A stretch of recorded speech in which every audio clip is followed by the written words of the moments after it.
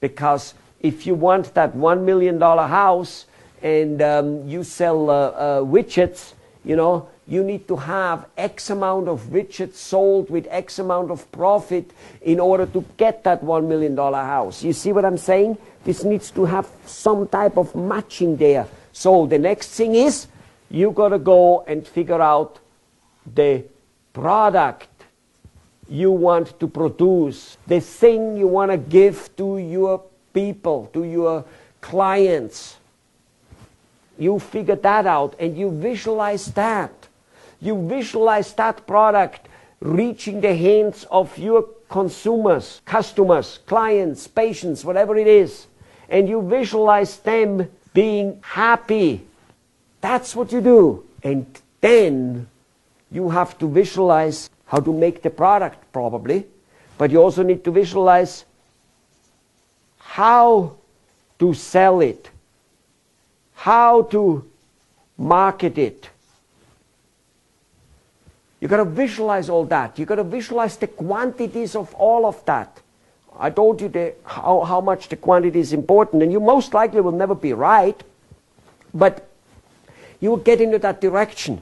So you will go, wow, I want $1 million house and able to pay for it nicely, so you know how much that is if you have to whatever. And I want to be, having kind of 2-3 kids and send them to college and all those things, and that costs X amount of money. And so I want to be basically, this is more or less what I want. And all the other little personal stuff in it, which should include, I want to be only working 3-4 days a week if possible, or I want to have at least 2-3-4 weeks a year vacation or more. Or I would like to be, while doing business, I would like to go to school and to learn something else, whatever that might be. Or I want to go and teach, whatever that might be. Or I might want to do social work for whoever, wherever, whatever. And you've got to fit that in your goal, because it changes the whole magnitude. I want to be with my wife X amount of times and evenings and whatever. You understand? Because if you don't fit that into part of your goal, if you only make your goal money, if you only make your goal my company being large, at the very, very best, if everything goes right, you will get that. And the rest will fall by the sideway. And you will have a marriage which is miserable because you're never home. You will have kids which don't know their dad. I mean, you will kind of like retire and say, well, I never got to teach in the university. That was always a small dream, but I guess it didn't come together. Well, I should be happy with what I got. That's how you will live your life. No. This is not right.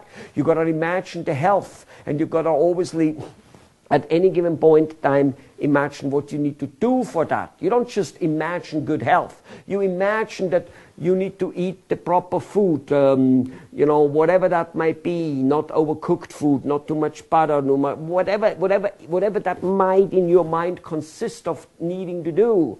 You got to imagine those things and live them, dream about them, daydream and dream about them during the night. I always dream about that beautiful stuff, how and what I go about it. Oh my God, I wake up so accelerated because I dream about it all the time. All those beautiful things. So you get your goals, yes, and you define them a little bit. Don't worry about too much defining them, but live them at least. Then you figure out, what do you need to sell to make, and how much of it do you need to sell to make? And then by figuring out, yes, you're figuring it out a little bit, but you're imagining it. Really, we're talking about imagination. Figuring it out something is your imagination. This is what you imagine, what you could and should do. Keep in mind, Jack Welch says, only 1 in 4 decisions he makes is right. So whatever you imagine probably isn't going to be so right, but you keep imagining and reimagining and reimagining, and are just imagination. That's what life is all about. That's the journey. Then you imagine on how much marketing it will take, and what kind of marketing you could do based on what you know, and what kind, and where could you go to learn more about marketing? Where could you go to learn more about making your product? That's what it is all about. That's imagination. That's what you need to do. I know there's a tape and a series and a movie out there called The Secret. And I have watched it, and I found it pretty good. while at the same time it's disgusting. It's good on one hand and it's disgusting on the other hand, because it misleads you. And I haven't seen 1 million of people who have watched this movie apparently, or more, way more probably. It was actually quite a big hit some 2, 3, 4, whatever years ago anyway. I haven't seen all of a sudden the planet going into wow, and everybody getting everything they want. I'll tell you why. Because The Secret kept a freaking secret. I actually just told you the secret.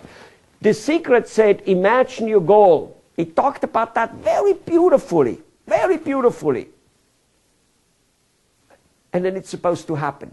Basically, imagine a butterfly and it will appear. Imagine lots of money and it will appear. Imagine 2,000 customers and they will appear. Bullshit. And maybe at a super high spiritual level, this could possibly be happening. I am not even saying it couldn't.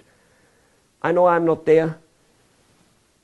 And the best successful and super spiritual people, they took action.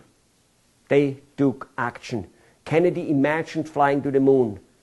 And then he set a team together. He gave that team marching order. That team put other teams together and they marched. And one day they went to the moon. Okay? Yeah? Mr. Gandhi imagined a free country, and then he set on and gave us marching orders, or you guys he gave marching orders. He did things. He made other people doing things, and he imagined that. He knew what will happen when different people go to court. He imagined what will happen if he tells the Indian people to stop buying English clothes. He knew what the English people will do, what will happen to them. He imagined the actions. Are you with me? So, imagine what you want. Fine, great, beautiful, be detailed. And The Secret did a good job at that, a super good job. Then imagine what you need to give to the world to make that happen, because you need to have some exchange. Something needs to be produced by you for you to get that.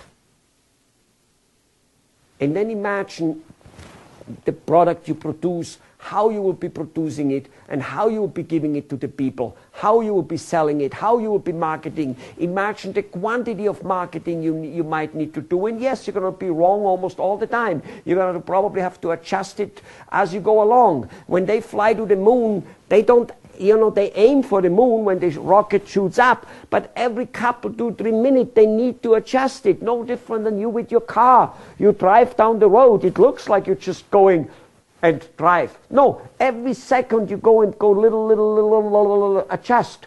Even if the road is completely straight, like on a beautiful highway in the United States of America, you still need to constantly adjust. We don't realize how normal that is in business. Every time you have to adjust, you look at it as failure and look at the program doesn't work and all that. No, it works beautifully. It's part of the travel. All right.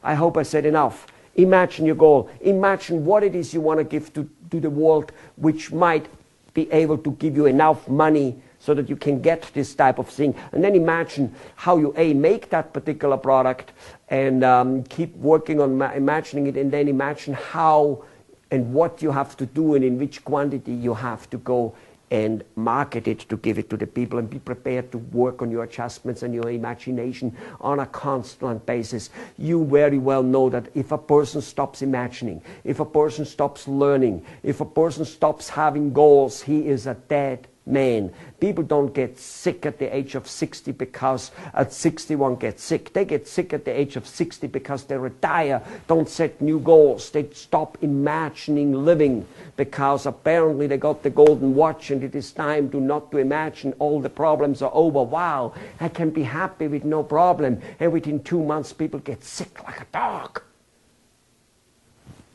Keep imagining. That's what will keep you young. And this is what imagining is all about. What I told you is missing in almost all goal-setting type of stuff, okay? You keep doing that to a very huge and large degree, and everything will most likely, somewhere along the line, work in the direction you want it to work. Maybe not always at the speed you want to work, but it will go there and it will accelerate. And the compound activity, the compoundness, Mr. Einstein or whoever the heck said it, which is the 7th world wonder or the 8th world wonder, will kick in. It will kick in. It is so wonderful. It is up in our mind. It is here. You know, the resourcefulness I talked about, that we need to be resourceful. It's not about the missing and lack of resources. Of course we have a lack of resources, otherwise we wouldn't have an obstacle, we wouldn't have a game to play. If there is nothing more miserable than a lazy, miserable, rich boy or girl which had never had to work, which has no problem, which gets spoon-fed with a golden spoon and didn't have to be resourceful about life at all. Those are the druggies of this world. Those are the suicidal of this world. Okay? Those are the depressed people of this world.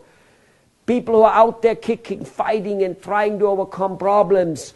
Yes, they may bitch about the problems a little bit while they have them, but in the end they know that this is the game. You do not like playing chess with anybody who is a lot worse than you, where there is no problem. You do not like playing baseball or cricket with anybody who is a lots worse than you, because there is no game if they are. You want the guy to be just a little bit better, you know, than you, so that if you beat him, it's like, yeah, I beat the guy. And you get even more satisfaction if you beat a guy who is a lot better than you. So why is the satisfaction coming when you beat a guy who's a lot better, and why is there no satisfaction if you beat a guy who's not even in your league? Because there was no problem to overcome. There was no imagination needed to overcome the problem. But if there is some of that obstacles there, there's imagination needed. Imagination to be resourceful on how to happening. This is where it's at. Go and start imagining big. And start imagining what you want, but start imagining what you want to give. And start imagining how you will give it. How will you get it? Because no matter what, how good of a product you have, just having a better mousetrap does not make people coming to you, or mice getting trapped, or whatever it is. Having a better mousetrap doesn't work, never has worked. You need to imagine on how to make the people out there need and want your product. Yeah. That's what you need to do. Go for it, because you will have fun at it. Goodbye.